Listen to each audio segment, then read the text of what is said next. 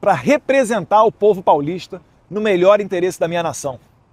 O que o ministro da Suprema Corte, Alexandre de Moraes, e os seus cúmplices estão tentando fazer é usar justamente o meu mandato como cabresto, como ferramenta de chantagem e coação do regime de exceção, como instrumento para me prender e impedir que eu represente os melhores interesses para o meu país.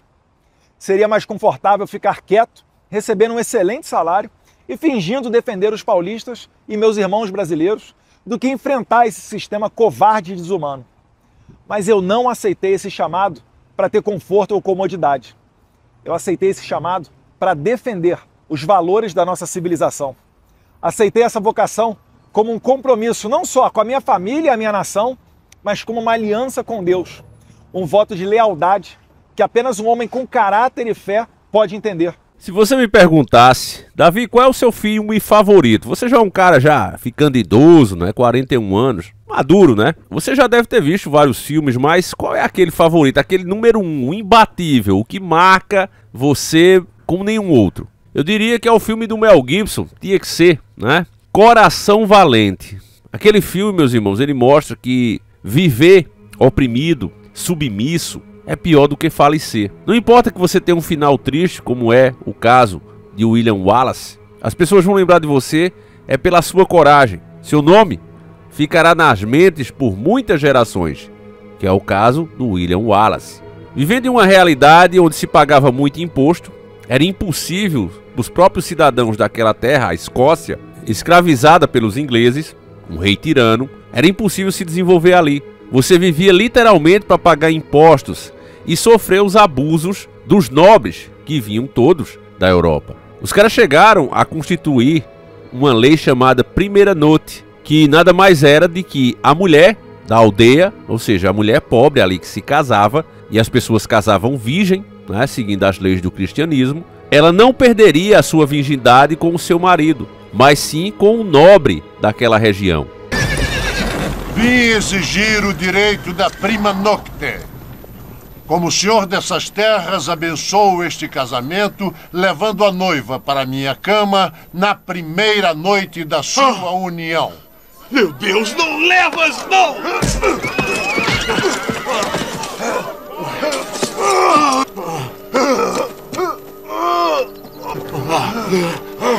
Coração Valente é um filme antigo, mas se você não viu ainda, eu recomendo de coração. É um filme longo, ganhador de vários Oscars, 5 se eu não me engano, e merecia muito mais. Para mim não existe filme que se compare a Coração Valente. Ele literalmente mexeu comigo, ajudou a moldar o meu caráter. E um dos trechos também inesquecível é um onde um rapaz sabe que tem que lutar, você vê que é um rapaz jovem, mas ele se urina todo diante do exército inimigo. Eles literalmente com paus e pedras nas mãos, e o exército inglês com a sua cavalaria, armaduras, espadas e escudos muito bem feitos.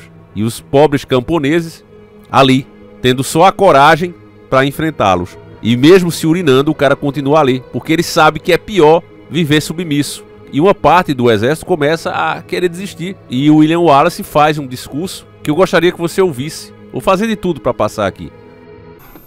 Quais são as novas? Estamos em desvantagem, de 3 para 1. Quantos cavalos? 300, talvez mais. 300 armados? Precisamos tentar negociar. Quem está no comando tem uma égua escarlate? Tem sim. É o Shelton. Shelton, ainda podemos negociar. Ainda há uma esperança de paz. Do que estão falando? Eu não escuto, mas não é coisa boa. Demais. Os nobres negociarão. Farão um acordo. E iremos para casa. Porque senão, atacaremos. 300 cavaleiros armados, não teremos chance.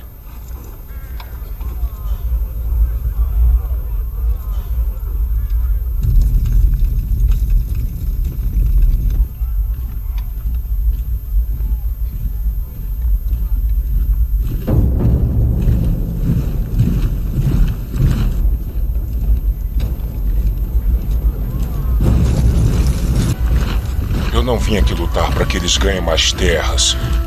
E eu tenho que trabalhar. Nem eu. Garotos, me escutem! Eu não vou morrer por esses bastardos! Vamos pra casa! Parem! Esperem! Não desertem, por favor!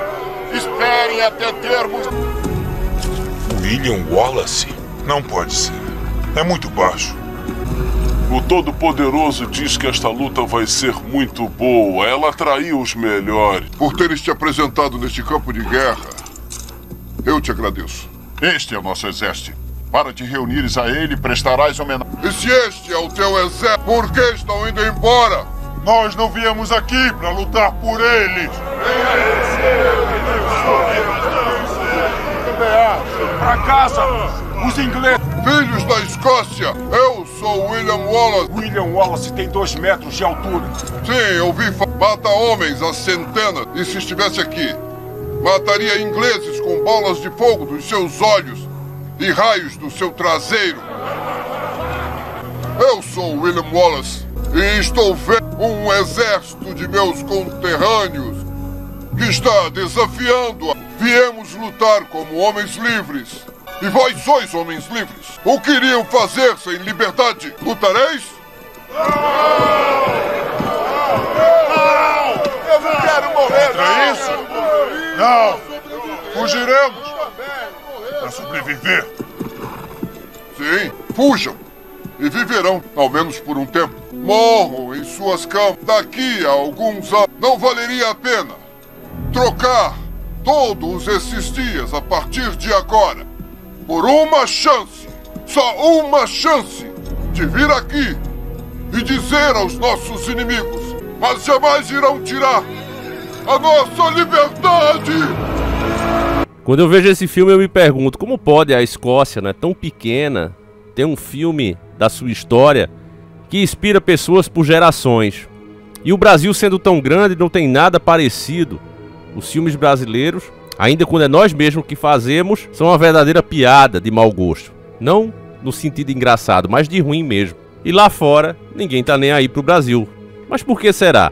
A Escócia pequena tem, o Brasil grande não tem. Ora, o que o nosso território tem de grande, infelizmente o brasileiro tem de pequeno. Essa é a realidade.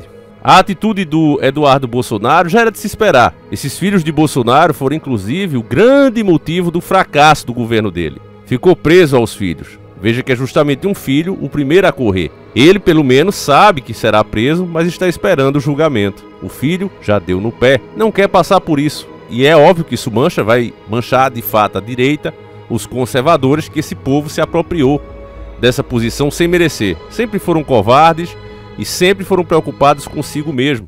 Infelizmente, meus irmãos, a esquerda está comemorando muito isso. Era exatamente isso que eles queriam. Eles queriam tanto que o Bolsonaro fugisse, como seus filhos. O Bolsonaro não fugiu, mas o filho fugiu. E eles comemoram, até porque o Eduardo iria ser o porta-voz, iria comandar as relações exteriores. Estava tudo certo para que ele fosse. Mas com a sua fuga, agora a esquerda se sente aliviada e começa a emplacar a narrativa que eles sempre quiseram. Escute isso deles mesmo, não é apenas um achismo meu. Olá pessoal, eu estou aqui com o Rogério Correia. O Eduardo Bolsonaro acaba de gravar um vídeo dos Estados Unidos dizendo que não volta ao Brasil, que vai abdicar do mandato. Eu e o Rogério, a gente tinha entrado no Supremo Tribunal Federal pedindo a apreensão do passaporte dele por crime contra os interesses nacionais, por pressionar o Poder Judiciário. Ele é o responsável por toda uma articulação no Parlamento norte-americano. Eles aprovaram no Comitê Judiciário de lá uma lei específica para prejudicar Alexandre de Moraes. Ele está conspirando com o Departamento de Estado norte-americano. Teve lá o Michael Kozak, que era o representante do hemisfério ocidental, antes daquela nota, e nós pedimos a apreensão do passaporte. Eu acho que o que está acontecendo é muito importante, pessoal, porque agora sim, ele não vai assumir a presidência dessa Comissão de Relações Exteriores. Isso é importante para o parlamento. Ele não tinha condições de representar o parlamento para se posicionar contra os interesses nacionais e contra a investigação no Supremo Tribunal Federal.